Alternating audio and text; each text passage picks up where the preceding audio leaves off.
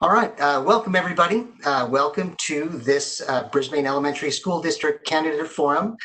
My name is Tony Palmer. I'm the chairman of the BESD PTO, and we are hosting this forum to give the Brisbane Elementary School District community a chance to get to know each of our three challenger candidates and our three incumbent candidates, and to gain an understanding of their positions and their plans, and based on questions that you, the community, have asked. We received a lot of questions. We had to consolidate some that were on the same topics. Some we're not going to have time to answer, but we'll get through as much as we can. Each candidate is going to have time to do an opening statement and to do a closing statement at the end. And so I think that that's where we're going to start. So I would like to pass the ball to first Trustee Curtis Washington to deliver his opening statement. And Curtis, it's to you. I just unmuted you. When I was first thinking about what to say, I decided that if I were sitting, would vote one and Curtis, there's a little bit of distortion. Oh, there's a bit of distortion and you're cutting out. Oh, I don't know why. Okay. Well, you sound good now, so I would say let's try and power through it. Okay. Thanks. Okay. First, why am I running for this position? Actually, the answer to this, I love this district and I feel that I can help it continue to be even better. Better for its students and better for the community that we serve. When I left the private sector to become a teacher, I knew that education was more than a job for me. It was a calling. What can you expect from me? Expect me to create more unity. Expect me to praise creativity and imagination and offer new ideas when it comes to helping our district succeed. Expect me to be there when I'm needed and to be nearly invisible when someone else can get the credit. And most importantly, expect me to listen. Really listen. Right now, we're in the middle of a pandemic. Believe me when I say that I know that the next few months will not be easy. I have no magic to offer, no tricks, just lots of hard work, organizing and reaching out to our community members. We must take good ideas wherever we can find them and help our less involved parents see the value so that they too can become our advocates. Only then can this district speak with one voice about the needs of our students and our teachers. Only then can we become truly powerful. Thank you very much, Curtis. Very, very, very much. Okay, so now we're going to move on, and our next candidate to provide a personal statement will be Sharon Boggs. And I will pass the ball to you, Sharon, and please go ahead. Oh, you're muted. Let me unmute you. There you go. Thank you. Thank you for muting me, Tony, and thank you for organizing this event tonight. And thank you all for tuning in. Ideally, I believe a community is a place where we each can live to our fullest potential. And over the last 6 months, I've seen people in this community volunteer to help their neighbors to make sure that we've gotten what we needed to get through this crisis that we're in right now. And that has inspired me. And I believe that the things that we do to make our community better make our own lives better. And that's Ubuntu. And that's what I believe I am because of who we all are and who our community is. And so I would like to use my experience in education and business. It gives me a unique perspective about schools and about learning, and I'd like to use that experience to work with our school community to ensure that our students our educators, our administrators can all live to their fullest potential. And I appreciate your time for letting me talk to you about what it is that I plan to do to help make that happen. Thank you. Thank you. Thank you. So our next candidate to speak will be Jackie McLaughlin. And let me give you the ball. Hold on just a sec. And please go ahead. Hi, thank you, Tony and Christine, for organizing this forum. I really appreciate it, especially during this time. My name is Jackie McLaughlin. I'm currently serving my first term as a trustee of the Brisbane School District. I'm married to Rule Funka, and we have 2 adult children who are educated K through 8th grade in our district. My son, Aiden, is finishing up his last year at UC Riverside in chemical engineering and nanotechnology, and my daughter, Ida, is a junior at UCLA studying applied mathematics. Our children are products of the educational partnership we shared with the Brisbane School District.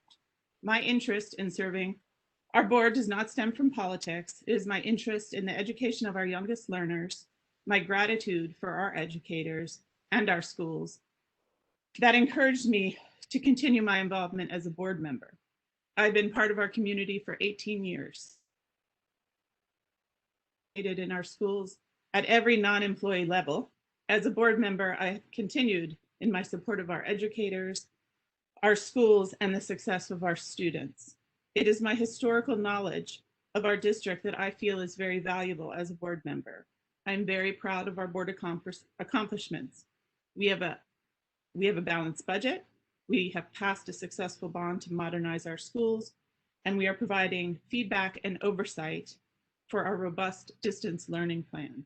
We have a lot of work ahead of us, and my work is not complete, and I would be honored to carry on. Thank you, Jackie. So next up, we'll hear from Karen Lentz. Now let me pass you the ball. And you're unmuted. Please go ahead. Great, thanks, Tony. During this campaign, I've been listening to district parents talk about how at-home learning has been for their families. Keeping their kids engaged and focused has been an issue. Communication and interfaces can be cumbersome. Along with these concerns, I've also heard excellent ideas from our parents, many of whom work in education or are design and tech professionals. A school board member should be a good listener, be open-minded, and be willing to put in the work. As a trustee, I advocated for parents and took action. A switch to a more nutritious lunch vendor, improved accessibility of the board with office hours, better communication to the community through the creation of the luminary column. As a Parks and Recreation Commissioner, I worked to reinvent teen programming in Brisbane and helped create the Littman After School program. Can we make our school district better? Absolutely. I've been thinking about a parent think tank task force to vet all of the great ideas I've been hearing, a subcommittee that addresses classroom needs and makes direct asks of businesses, Spanish language integrated into curriculum, inspiring physical education. There's so much. Let's work together for continuous improvement. Thank you.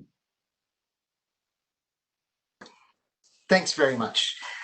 So we will move on, and next we're going to hear from Lillian Markind. And here, I'll unmute you, and please go ahead. Thank you so much. My name is Lillian Markind. I was elected to the board in 2016 in the November election, and I've spent the last 2 years as the board president. It's been my honor to serve our community and serve our board.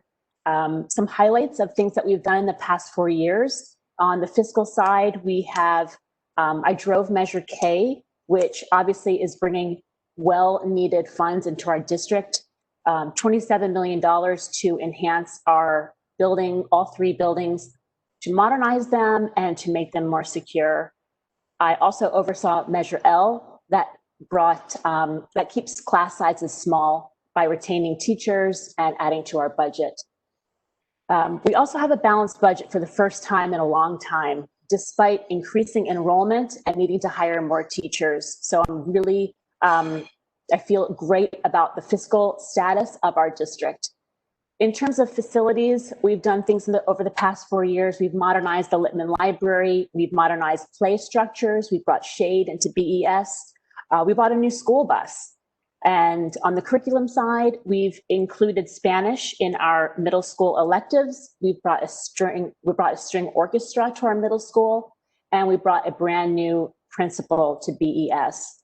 I would be honored by your vote for re-election, and I hope through answering these questions tonight by our crowd-sourced questions that I will show you why I should remain on the board. Thank you.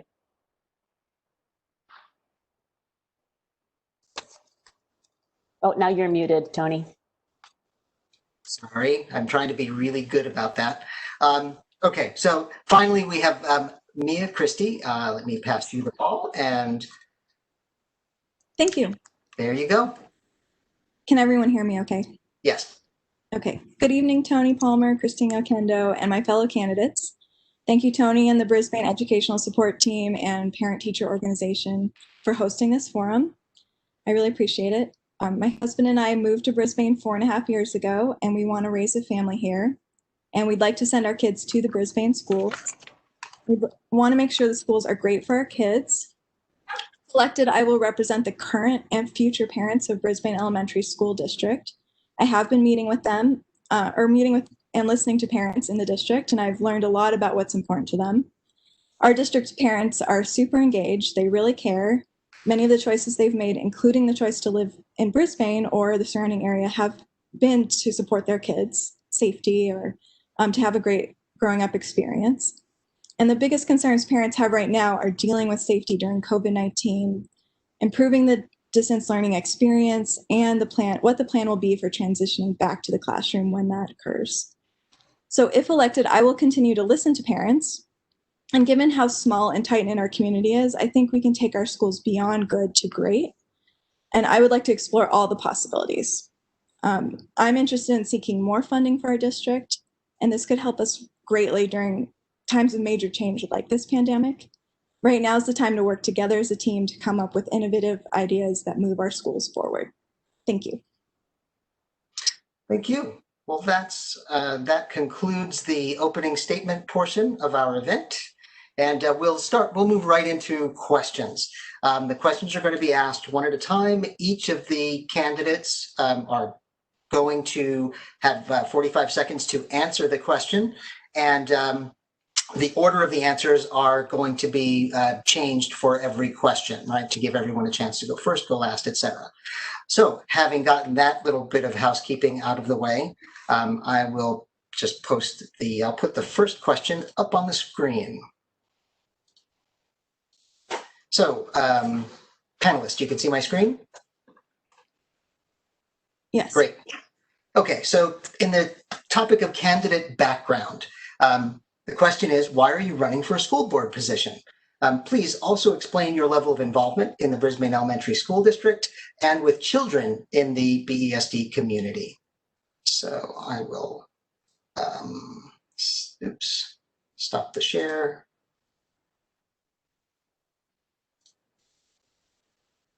Okay, and now for the first answer, we will go to Karen Lentz. So let me pass you the ball, and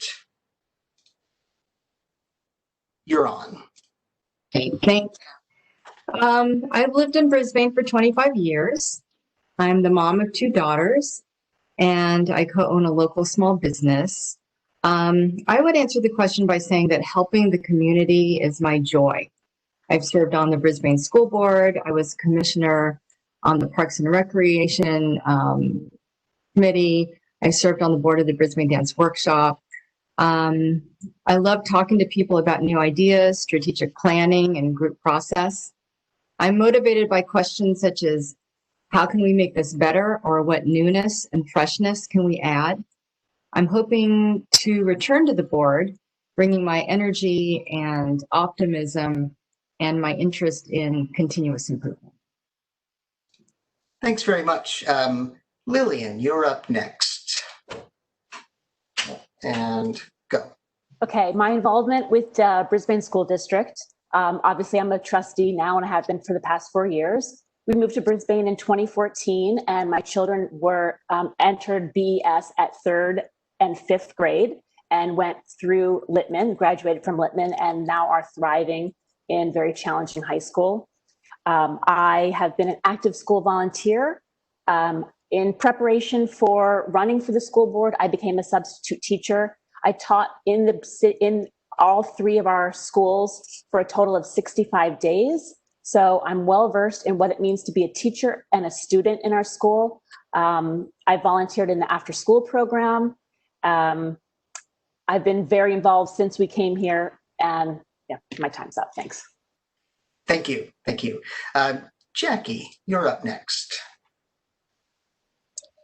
Hi. Well, as I mentioned, I've been involved with this district for 18 years. From the first week my son entered kindergarten in 2002, I was recruited to work on the art and music parcel tax, and I've worked on every parcel tax measure, every bond since. I have worked in the classroom, chaperoned field trips, you name it, I've done it. I continue on because I love this district, and I feel like I have a great rapport with the employees and educators in this district. And I want their voices to be heard because I feel an enriched work staff going to bring up your education because it's all related. A toxic workplace isn't a place where you want your children, and we need to appreciate and let our educators thrive as well. Sure. Thank you, Jackie. And next up is Mia. Thank you. I haven't had the pleasure of working in the schools as I haven't had kids who went through the schools yet. So, had I had kids, I would have participated in a lot of the activities described already. And I haven't served on the school board yet. So I am really looking forward to serving on the school board and the possibility of volunteering with the schools, particularly so that they remain great schools, any volunteering capacity or fundraising capacity I can. And my main involvement at this point has been talking to parents. So other parents who have kids in the schools right now and are particularly dealing with the pandemic. I've been interviewing them and getting their take and just really listening and forming those relationships so that they feel they have a voice. Thank you. Thank you. Sharon, you're up next. Well, thank you. My involvement in the community, I've lived in Brisbane for 15 years, and from the beginning, I've been involved in fundraising. I don't have children, so I'm not in the schools in that way, and I'm an educator. I've been an educator for 37 years. However, I haven't taught in Brisbane. And my involvement around fundraising is because I'm a Brisbane Lion, and we do support our students in any way that we can. I'm also a park and rec commissioner, and we work a lot with the schools and their after school programs and helping them and funding, obviously, with the Park and Rec Commission any way I can with the kids. And my passion is as an educator, and my goal is to help our community, and I want to use my passions to uplift our community. Thank you. Thank you very much. Curtis, it's now yours. I just unmuted you. Go ahead. All right, thank you. I've been living in Brisbane since 1992. 2 boys who went through K through 8 here. My wife and I were involved in Best PTO. I don't know if you've ever gone and looked at the mural on the side of Midtown Market. That's a fundraiser that my wife did for Best. And of course, as her husband, I was drafted to support that effort. A thing that might be a little bit more unique is that when I was on the board of CTA, I was responsible for making sure that teachers in this district got training through CTA. All right. Thank you very much. So that's the end of the answers for the first question. We're just going to move right along. So I will again share my screen. And the next question is under the topic of priorities. What do you see as the key priorities for the school board in the next year, in the next 3 years, and in general, how will you prioritize your time? And the first responder to that question will be Mia. So I've just passed your ball. Please go ahead. So my number one priority would be holding the administration and teaching staff accountable to students' and parents' needs, especially during distance learning. I feel that my second priority is improving the distance learning experience, given that will continue, at least in the short term. And I'm finding that for many parents, it creates, it reveals inequities because not every parent can provide the tutoring or direct attention throughout the day that it requires. And many parents have very creative ideas about how to improve the process. And they've been talking to their friends and realized that other school districts have set it up in a more efficient way. So I would like to help the teaching staff improve that process. Thank you. So next up will be Sharon. I will pass the ball to you. And, oops, sorry, go ahead whenever you're ready. Thank you. Key priority would be to look at how we're managing distance learning. And obviously, distance learning has brought up a lot of inequities. And it's our job as community, as educators, as administrators to make sure that our kids all have an equitable opportunity to get an education. And I know that our district does its best, and we have gone out of our way to work with tech and to make sure that our students have need, but we also know that not every student has what they need and not every student flourishes in this. So that would be my top priority. And then for the next 3 years, of course, not knowing what history is going to bring, I would look at how can we take all the things we learn from these lessons and utilize it to make our district better. Thank you. All right, and so next up will be Karen. Please go ahead. Okay, thanks. Priorities, let's see, I'd say I have 3. I make certain that we're listening to parents and making families feel comfortable and continue to distance learn. I think we need to work with teachers to assess their level of comfort in returning to the classroom. It's all about safety. Next, I would say improving the flow of communications between parents, staff, and the board, helping to implement a clear process for input and feedback from parents. And thirdly, I'd say being proactive and thinking about ways to bring in more resources to improve our schools. That could include a targeted Ask program, grant writing clinic, a task force that focuses on research and writing. And lastly, as far as prioritizing my time, I'm finding that being home, I have plenty of time. I work from home, and I'm willing to give a lot of time to this job. Thanks. Thank you, Karen. Jackie, it is now, the floor is yours. Thank you. Well, definitely COVID in the immediate future, getting back into the classes, managing expectations, listening to all the stakeholders, recently we're getting a plan to bring the urgent need children back onto campus, which is really important, and continue with our distance learning plan. A focus of mine has always been and will continue to be understanding staff morale and making sure that they're included in the dialogue. And then a long term, and I'm not sure it's 3 years, but maybe it's further down the road, is I was working on the pre-K First 5 grant through Community Foundation, and a preschool at Panorama would be lovely. So thank you. All right, so next up is Curtis. You may fire when ready.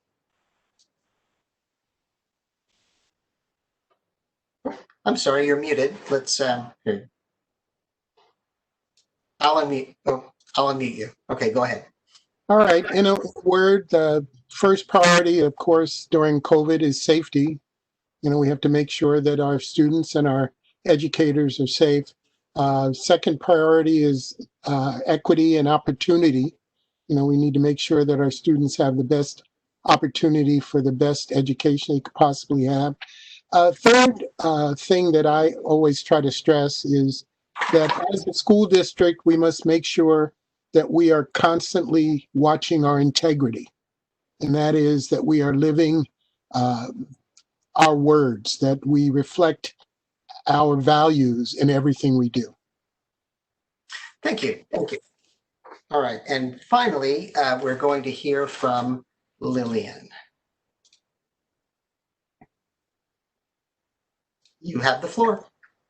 So obviously, my highest priority at this time is our safe return to school for our students and our teachers. We are doing everything we can that we need to do in terms of county guidelines to prepare our schools in terms of hygiene, ventilation, spacing, number of students in the classroom. We have approximately 50% of our students who would like to come back to school and 50% who would like to stay in distance learning. So we need to make sure we're addressing the needs of our children and our staff that are in school, as well as our continued distance learners. My 3-year priority will be managing the bond funds that we have and making sure they are spent wisely. Thank you. Thank you. All right. Well, thank you, candidates. And now we'll go on to our third question. I'll just put it up on the screen briefly.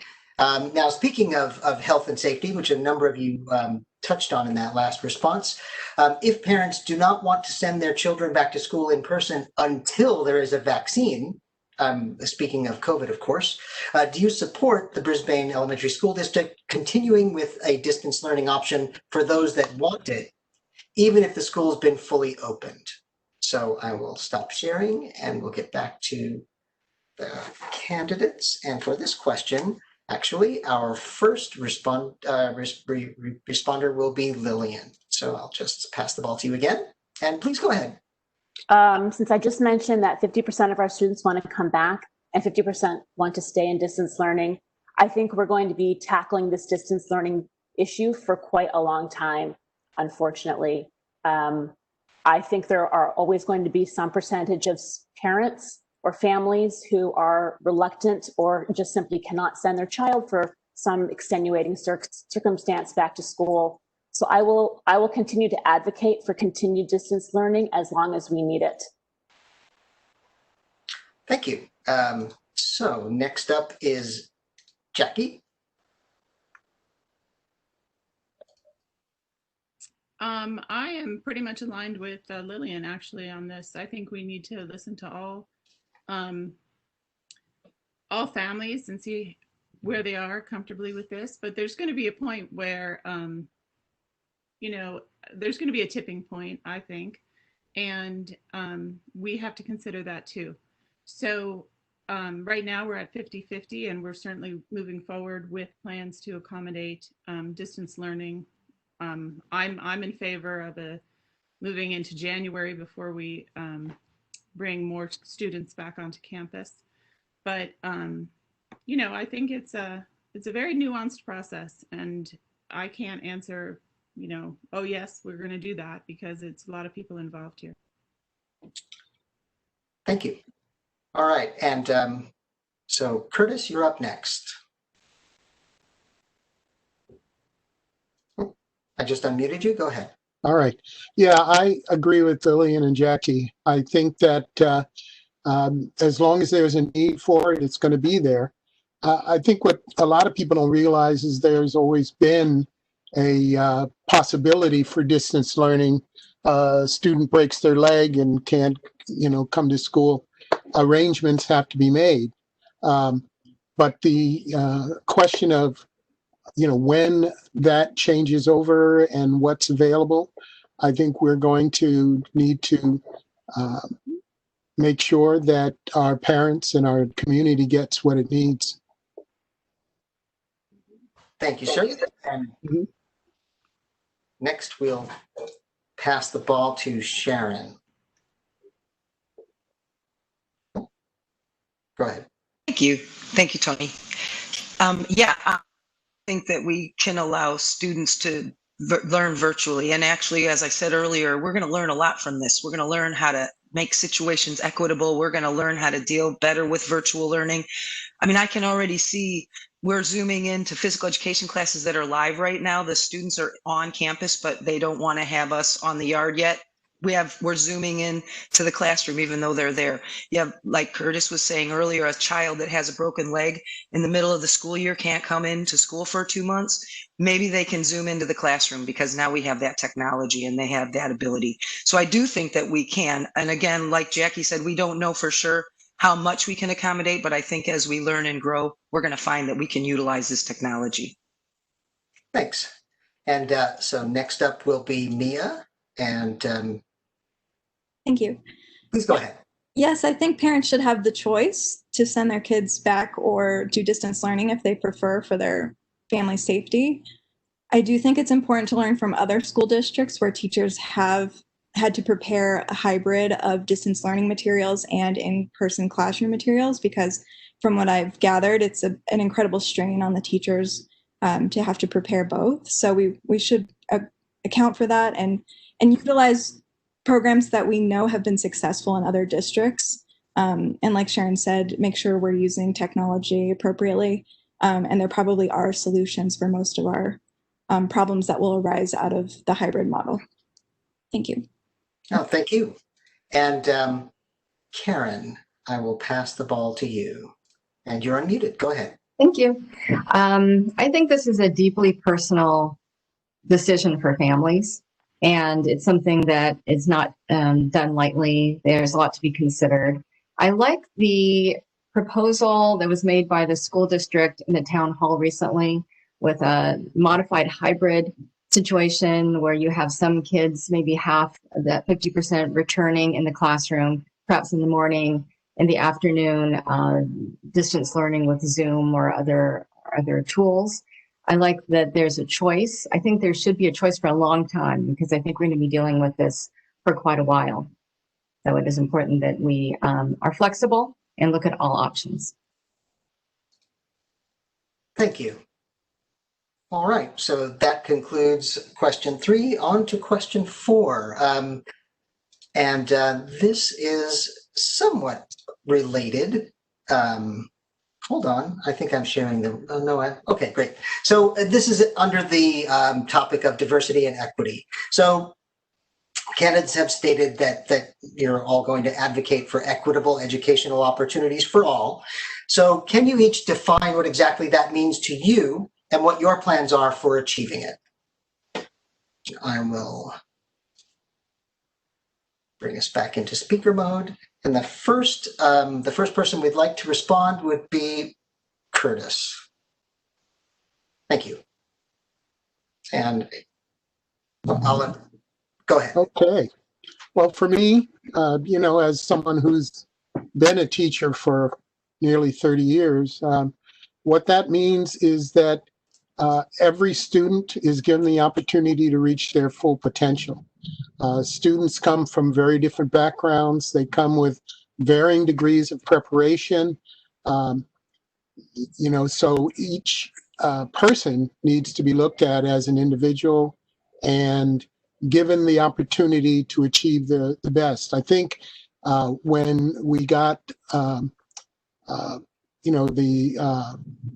funding model that we have now, that was a good first start in being able to make sure that schools had added resources, for English learners and people on free reduced lunch and so on. So it's really about making sure the resources are there.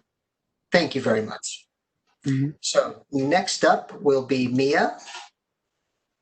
Thank you. Yes, we've learned a lot this year about how our country overall is not as advanced in terms of ending racism, and that our history of violence is not in the past as some history books might like to portray. So I think it does start with our students. If they're in an environment where they have a mixed classroom with a wide diversity of ethnic groups and income levels, I think that will make a big difference for them to learn compassion and empathy towards all people. And I think the history books or the history lessons that we teach them need to be inclusive of all groups, not just the white male perspective of American history. And Distance learning is really revealing inequities. I talked about this before, but not all parents can afford to put their students in educational pods or hire tutors or provide in-person education. Oh, sorry, I just realized. Okay. Yes. Okay. So thank you. Thanks very much. Okay. So Karen, you'll be up next. I've just unmuted you. Please go ahead. Thank you. I'm also going to approach this from a diversity standpoint because diversity is something I care deeply about. In fact, I've been working with others in our city to form a citizen task force to address improving diversity in our community leadership. Within our district, I'd like to see a new higher focus on having our teaching staff more closely represent the racial diversity of our student body. And I know our district has had a consultant come in to work with to make our curriculum have more cultural sensitivity. And I think we need to continue to regularly check in and refresh in that area. Thank you. Thank you. So Lillian, you'll be up next. Please go ahead. The district has done a lot of work in the area of equity, diversity, and inclusion these past couple years. We have an equity team that focuses on that topic. They provide or suggest professional development. All of our staff went on a professional development to the Museum of Tolerance, where they had a teaching tolerance course that was so effective and highly rated. The teachers came back, different teachers from that. We have also made curricular changes. For example, 8th grade iSearch now is more socially justice related versus any topic the child wanted to choose. We've included different books in our library on LGBTQ issues. Thank you. All right, thank you. Next up is Sharon. I will pass the ball to you, and please go ahead. Thank you. Well, I guess if I was being asked what I mean by equitable, I was being much more specific to COVID right now. And that would be the sense that we can see that not every child has what they need. They might not have a parent at home or a parent that can give them time to help them with school, or we might see that they don't have a computer that's good enough to get the information to see it live stream easily, or we might see that a child doesn't have enough computers in the home. Maybe there's 4 children in school and they don't all have a computer. So I think that's really the equitable issue in my belief. And I think that we can do things like, what will I do to do that? Work with technology companies, work with community, do fundraisers, make sure our kids have what they need so that they can get that they have the tools so that they can get the education that to be their best. Thank you. Okay, and finally, Jackie. I just unmuted you. Please go ahead. Oh, thanks. Well, I have the luxury of piggybacking on Lillian again. Just so everybody knows, all of our district children have computers and they all have access to Wi-Fi. And that was a real priority for our district during this district learning. And as mentioned, our urgent children that weren't getting what they need have been identified and are being brought on campus next week so that they get the type of learning that they need. So we are addressing those needs. Our equity team has put together a great program for all this, but my interest in equity does not stop at the doors at our school borders. It extends to our greater community and neighboring districts on how we conduct ourselves. And very important that we look into that. Thanks very much. Okay, so now we're going to move on to question number 5. And give me just a moment. Yes, I will share my screen. So there were a number of questions around this topic. We consolidated as many of them as we could and tried to keep it as factual as possible. So I'll read this, and if any of the speakers want me to repeat it, I can before you go, because it's a long one. There have been lots of discussion in the community around development in the Baylands. So what are your views on the potential development of a combination middle school, high school in the Baylands? Since this school would be under the jurisdiction of the Bayshore Elementary and Jefferson Union High School districts, please speak to how you would ensure that this would benefit Brisbane students.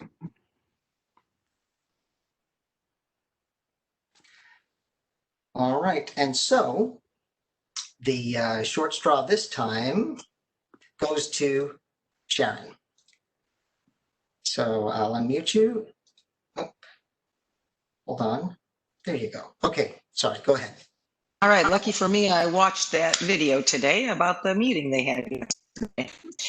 I'm in Chicago right now, so I'm a little bit delirious now. It's almost 10:30 my time. I just want to say that I am fully on board with us having a middle and high school in Brisbane. And I did note that there is really no avenue for us as a board and a school district to have a lot of say in that situation right now. And so what I would do to ensure that is to work very closely with our city council, and also even to start working as liaisons with the other school districts so that we can make sure that we do have a say, because there are some things that I feel we need to address to make sure that our Brisbane students get their needs met in this situation. Thank you. And next up is Karen. You have the ball. Oh, sorry, I'll unmute you. My mistake. Go ahead. Thanks. Well, that was an interesting meeting yesterday. And so what we learned is that Bayshore is planning to build a middle school in the Baylands. And Jefferson Union said they would build a small high school component to the middle school. Because the Baylands, as you mentioned, is not in our school district. It's hard for our district to be part of the planning. So it's a bit of an awkward situation. And my concern is that someday we'll have Brisbane students split between two different school districts. And we may have a small high school connected to the middle school, but will it have room for Lippman grads? I hope so. These are questions I think we need to consider and bring up when we're meeting with the other districts. Thank you. Okay, so next up is Lillian. You're unmuted and you have the floor. Thank you. This is a really big topic and not something I could fully answer in 45 seconds. Many of you have referenced the meeting last night regarding the Baylands. It's an ever-evolving situation that is many, many years out. So I fully support Bayshore building whatever kind of school that they need on that land, since that area is zoned to the Bayshore School District. I think it would be wonderful to have a close high school on the Baylands that people from Brisbane can choose to go to as one of their school choices. But I fear this is really a long way down the road. And now with COVID delaying things as far as construction and housing needs, I wonder what that timeline will be. All right, thanks. And so next up will be Curtis. Let me unmute you and please go ahead. Well, I mean, it's a long ways down the road. I think, as all school districts try to do with their feeder districts, it's important that we maintain our connection with those other two districts. And as this thing develops, that we know exactly what the role is for us and how we can make sure our students get the most benefit. Thank you very much. And so next up will be Jackie. Please go ahead. Oh, thanks. I have actually been on the 2x2 and I was on the meeting last night, and I've actually worked very hard to be part of the collaboration with our neighboring district and our high school district to rebuild our relationship with them, which was damaged. And we're making progress. There's going to be a school out there. What size it's going to be, it's going to depend a lot on what can be negotiated as far as the parcel size. But the collaborating and the positive, we have input, we will have input.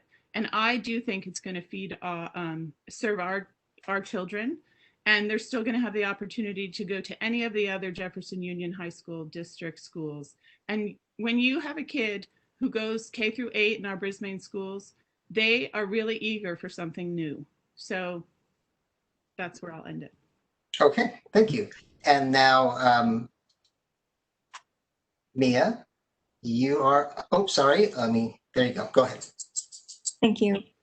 Yes, I definitely would speak up for the Brisbane School District to have the ability to feed into that high school. I do think the current size proposed is too small because given we've never had a local option, we don't know the demand that we'll experience when students reach that age, that they can choose which high school. I know that people have said kids should leave the district, but they've really never had the choice. So given some parents really need a closer option because sending their kids far away on public transportation does not work for their families or creates further inequities, strain on their families. I think we need to make sure it's as inclusive as possible for our kids. Thank you. Thank you. Okay, so onward and upward. Let me just put my screen up briefly. And so this next question has to do, well, it's a couple of things. It's certainly parent feedback and involvement, but also a little bit of academics. The question is as follows. Currently, Littman offers language for grades 6 through 8. And the way they do that, for anybody that's interested, is 8th grade is prioritized, and then 7th grade is prioritized over 6th. And then if there are spots left, the 6th graders are allowed to participate. So it's basically the students that are closest to high school are the ones that have the option to take that language. So now, I'm sorry, let me finish the question. I just ran along a little bit too long there. Okay, the elementary schools do not have language offerings. This was of interest to parents and was brought up in a board meeting last year, but was not implemented for a number of reasons, which included lack of funding and available teachers. What can you do to support parent efforts to bring new ideas and programs into the school, and how would you propose funding them? And so our first responder to that question will be Jackie. Let me pass you the ball. And please go ahead. Well, that was probably our most attended meeting in the history of my 4 years on the board. And it was great that we were able to bring some solution to Littman, thanks to some online programs and a teacher who actually can speak Spanish. So they were able to bring it on as an elective. We had previously brought it into Panorama to try to lure parents that were genuinely interested in language, foreign language, that they would have the opportunity if they wanted to go over and enroll at Panorama and experience. And it wasn't an immersion, it's like an appreciation class. And parents didn't move, they didn't go. So then you have to question the real want of it, really. And then, sorry, I'm out of time. Thank you, Jackie. Next up will be Mia. Thank you. Yes, if parents come to the school board and they are participating, first of all, we should applaud them for that because parent involvement is one of the main ways you can reduce expenses for a school district. And we should make them feel welcome and heard, and so that they keep coming back and presenting their creative ideas and working together with them. I think we need to look at what other districts have done in terms of programs that are suggested by parents. Do a little research, find out what was successful, even with limited budgets in other districts, and what creative ideas we can come up with to solve those program needs. Thank you. Thank you, Mia. So next up, we will have Curtis give his take on this question. Please go ahead. Well, as a small district, those kinds of programs are often a challenge. Larger districts don't have to struggle as much to put together a broad range of programs, but there are funding sources available that you can go after. There are private funds that might be possible. There are public funds. I know CTA has funding for innovative programs for students that we could go after. And, so never say die. It's always possible. Thank you. Karen, you're up next. Please go ahead. Oh, sorry. Actually, Now, please go ahead. Okay, I hear a little double beep. Okay. So this is something I'd like to investigate and learn more about. I think it's really important for students to be exposed to and have foreign language at a young age through the elementary years. I know we had FLES, the foreign language program at Panorama. I'd like to know more about how that was integrated, how successful that was. Do we have room for it in our budget? Maybe, but maybe not. What else can be done? Classroom volunteers, grants, underwriting from local businesses. Like Curtis, I feel like if there's a will, there's a way. So I would definitely support looking into it. Thank you, Karen. So next up will be Sharon. And please go ahead. Thank you. I absolutely would support the parents coming to me. Karen had mentioned something like office hours. I would welcome parents coming to me with ideas. And a lot of times our community members have such wonderful talents that maybe they come to me with the idea and they have the talent, or we find someone in the community that's willing to volunteer. And if we don't have volunteers for that program that we find out is valuable for our children, then we can look at raising money other ways. We have a lot of community the Lions are available to look at for certain programs. We also do fundraisers. I know that in our community, we're all about supporting our kids. So I'm sure there are ways, like Karen said and Curtis said, where there's a will, there is a way, and there is an opportunity. Thank you. Thank you very much, Sharon. And Lillian, you get to finish this topic out. And I'll unmute you. Go ahead. Thank you. I don't want to repeat everything that Jackie and Curtis said. That was all accurate about the state of what we offer now and what's possible in our district at this time. I think at that meeting, which was fantastic that so many parents came and were passionate about this subject, but many parents were kind of forwarding an immersion type program, which is something that our school at this time just simply can't do. It would mean drastic changes to our personnel. So the FLES program that we had at Panorama was really an enrichment. It was offered a couple times a week, and they found that if you don't have something daily and really deep in a language, then this kind of program like the FLES program was quite effective. We can also look at after school. All right. Thank you very much. So we did have an additional question, but we are coming up on, we only have about 6 or 7 minutes left. So I'd like to give each of the candidates an opportunity to make their closing statement. We will be talking with the candidates about how to get the remaining questions answered after the fact in a way that's equitable and fair for everybody. So having said that, we will do the closing statements in reverse order from the opening statements. And so our first speaker will be Mia. Thank you. Please go ahead.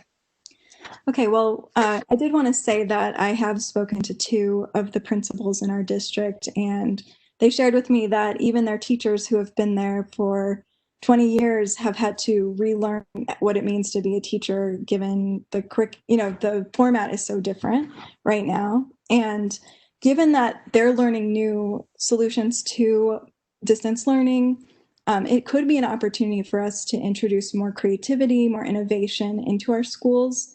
There may be a growing need for STEAM curriculum. Just bring our schools up to the 21st century. I do trust the educators to be innovative, and I want to help support them in bringing more engagement to students, because right now, more than ever, they need to be engaged to not only achieve test scores, but go beyond that in their education. Thank you. Thank you. Lillian, you're up next. Okay, I feel like 45 seconds was not ample time to answer all of these questions.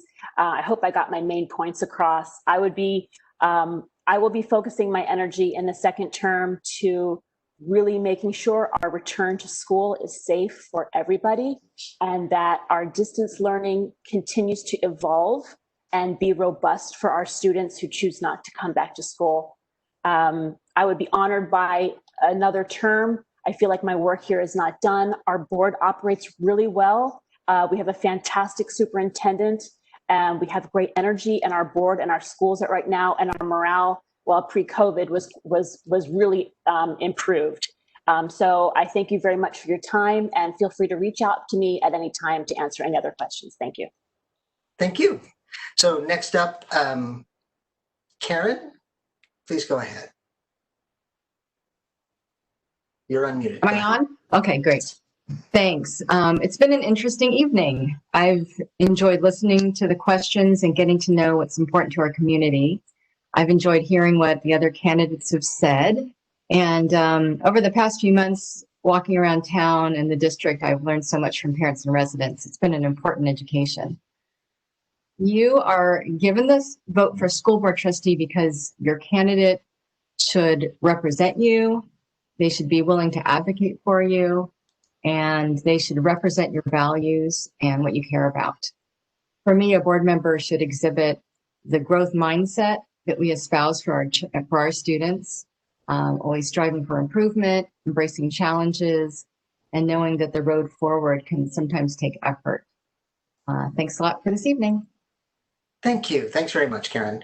Next up, Jackie. And I'll unmute you. Go ahead. Okay, great. I want to thank everybody. This has been great. It is hard in 45 seconds. And I just want to say, these schools are fabulous. And I am so grateful for them in my world and with my children and family. And everybody enrolled in our schools should feel an enormous sense of privilege to be in them. We have wonderful educators, and I am very proud to be part of them and see the progress they've made over the years. The schools your children are children entered. There's a nuance, they evolve, and everybody comes together. And I really think that moving forward, we can focus on the needs of our 482 currently enrolled children and look to the future to improve it too. Thank you. Thank you, Jackie. All right, and Sharon, it is on you, so please go ahead. All right. Well, thank you. Tony and everybody that's listening, and I want to thank the people that are on the board and the people that are running for the board for being here tonight and giving your views. And I want to thank you all for listening and giving me the opportunity to tell you what I think. And I just want to tell you that my vision as a teacher and my mission is to create joyful learning environments that empower my students to do their best as they learn and they explore in a community that uplifts them and is grateful for all their contributions. And I know that's what Brisbane is. So I would like to be a part of that process that helps create that for our kids. Thank you. Thank you. And finally, to wrap this up for us, I'll unmute you, sir. Curtis, please go ahead. Well, I think I'd be remiss if I didn't say thank you to you, Tony, for hosting this. And thank you to all the other candidates who are here. You know, I've really enjoyed my time on the board, and I think I bring something that's unique. I think it's added a lot to the wisdom and energy and passion of my fellow board members, and I hope to be able to continue that. All right. Well, thank you, sir. And, you know, a huge thank you to all the candidates for making the time to do this tonight. It's quite late and we're just wrapping up at just about 8:30, which is fantastic. My meetings don't always end on time because I like to talk a lot. But having said that, I also want to say a huge thank you to Christine, who helped me set this up and did a lot of the grueling back end work of helping consolidate the questions, and also thank you to the anonymous staff volunteers who helped on the technical side. So that's district office staff who helped me set up the WebEx and do all the technical stuff. So really, this was a huge team effort, and I want to say thank you to everyone involved, candidates and staff and parents alike. Thank you so much. And that'll be it for the evening. Good night, everybody. And this recording will get posted and it will be available to view sometime tomorrow. Thank you, Tony. Thank you. Thank you, Christine. Thank you. Thank you. Good night. Who's attending.